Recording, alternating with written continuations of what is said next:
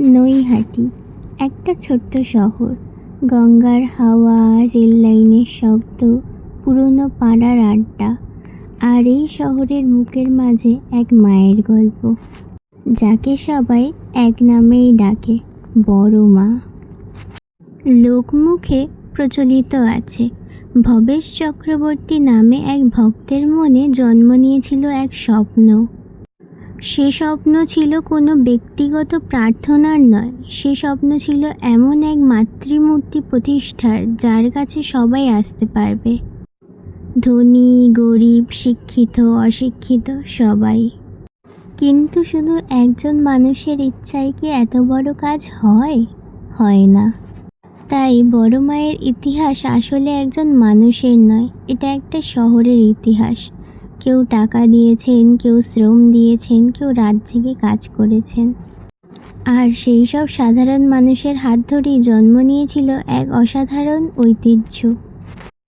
লোকমুখে একটা গল্প খুব শোনা যায়, প্রথম বড় মূর্তি গড়ার সময় নাকি শিল্পী বারবার মায়ের মুখ বানাতে গিয়ে থেমে যাচ্ছিলেন, কিছুতেই যেন ঠিক হচ্ছে না। সেই রাতে তিনি নাকি এক স্বপ্ন দেখেন, কালো আকাশের মাঝে এক অদ্ভুত জ্যোতি আর দুটি বড় চোখ, ভয়ঙ্কর আবার অপার মমতায় ভরা। পরের দিন তিনি নাকি শুধু বলেছিলেন, আজ আর আমি গড়ব না, আজ মা নিজেই নিজের মুখ দেখিয়ে দিয়েছেন। বড় মা নামটা কেন? কেউ বই লিখে যায়নি, কিন্তু যারা দেখেছেন তারা বলেন, এত বড় রূপে মা কালীর প্রতিমা এই অঞ্চলে আগে খুবই কম দেখা গিয়েছিল। সেই থেকে চলো বড় মার কাছে যাই, বড় মাকে প্রণাম করে আসি। বড় মা। এই শহরে এমন অসংখ্য মানুষ আছেন যারা বলেন, খুব কষ্টে ছিলাম, একদিন বড় মায়ের কাছে গিয়েছিলাম। কেউ চাকরির কথা বলেন, কেউ সন্তানের অসুখের কথা, কেউ সংসারে দুঃখের কথা। মানুষের চোখের জল আর বিশ্বাস, সেগুলোকে অস্বীকার করা কঠিন। নৈহাটির মানুষ আজও একটা কথা বলেন, মা কাউকে খালি হাতে ফেরান না।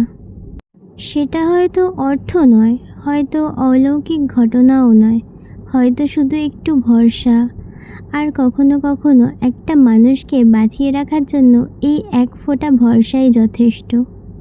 বছরে একবার যখন বড় মা বেরোন, তখন মনে হয় পুরো শহর যেন এক পরিবার।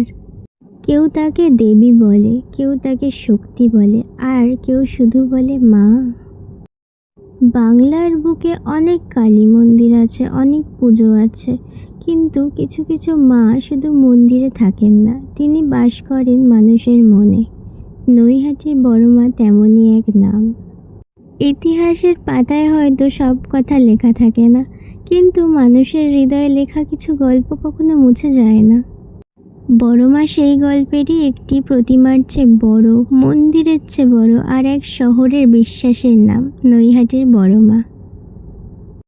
ইতিহাস হয়তো সব গল্প জানে না, কিন্তু নৈহাটির মানুষ জানে, যতদিন এই শহরে গঙ্গার হাওয়া বইবে, যতদিন কালী পুজোর রাতে ঢাক বাজবে, ততদিন কেউ না কেউ এসে একটা ছোট্ট প্রণাম করে বলবে, মা আমি এসেছি।